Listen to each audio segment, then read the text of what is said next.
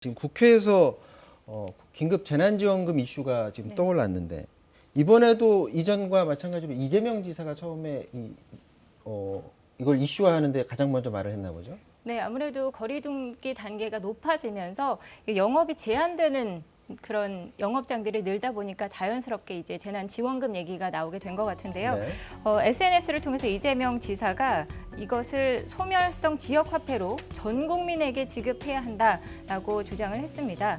1차, 2차 재난지원금을 좀 비교해서 얘기를 해보자면 1차 때는 5월에 이제 지급이 됐었는데 전 국민에게 보편 지급이 됐었고요. 네. 2차 때는 아무래도 취약계층을 선별해서 지급을 했었죠.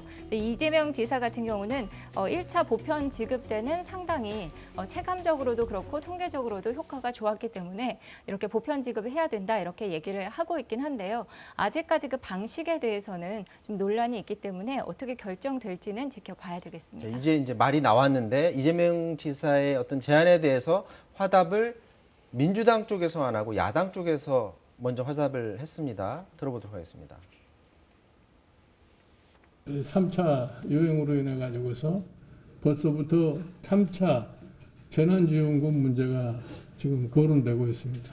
본 예산에서 지금 내년도에 코로나 사태와 결부되어 있는 뭐 재난지원금이라든가 혹은 경제에 파생될 여러 가지 자본 대책이라든가 이러한 것이 되어 있지 않는 것 같습니다. 또다시 모양새와 함께 추경 문제가 거론된다 할 것 같으면 이건 대국민에 대해서 정부의 신뢰 문제도 있다고 생각합니다.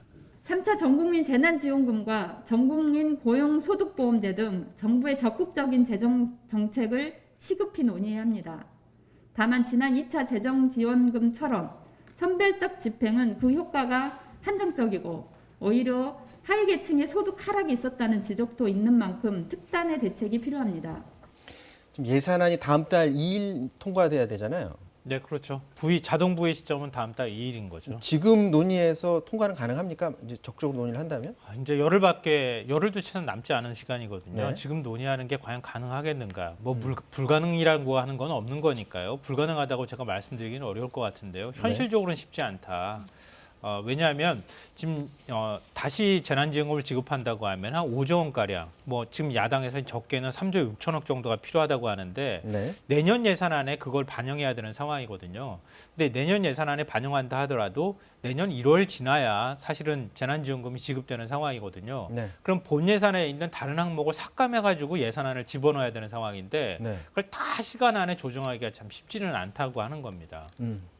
자, 국민의힘 주장을 보면 1차 때처럼 전 국민 대상이 아니라 네. 선별적으로 이번에 해보자라는 제안을 한 거예요. 네, 맞습니다. 지금 주호영 대표 같은 경우는 내년 4월 이제 선거를 앞두고 너무 선심성으로 이렇게 써대면 안 된다라는 입장을 보이고 있고요.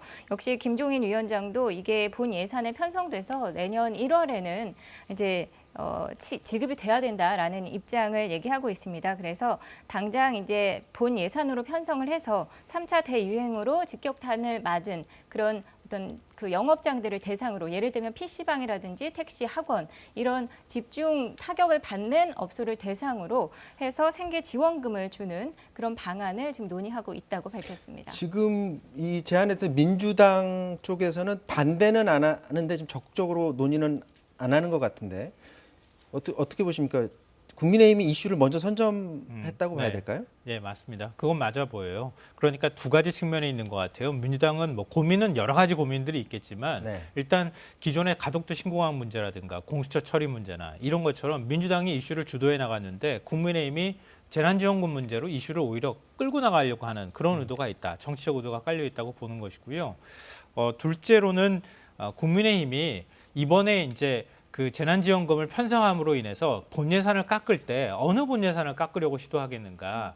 결국 한국판 뉴딜이라고 해서 문재인 대통령이 적극적으로 추진하고 있는 그 예산을 당초에도 깎으려고 했는데 재난지원금을 명분 삼아서 그 예산을 대폭 삭감하는 이런 전략을 취하고 있는 거 아니냐. 이렇게 좀 민주당 쪽에서는 의심하고 있는 상황입니다. 네. 자, 지금까지 코로나 상황 그리고 3차 재난지원금 관련해서 여야의 움직임 짚어봤습니다.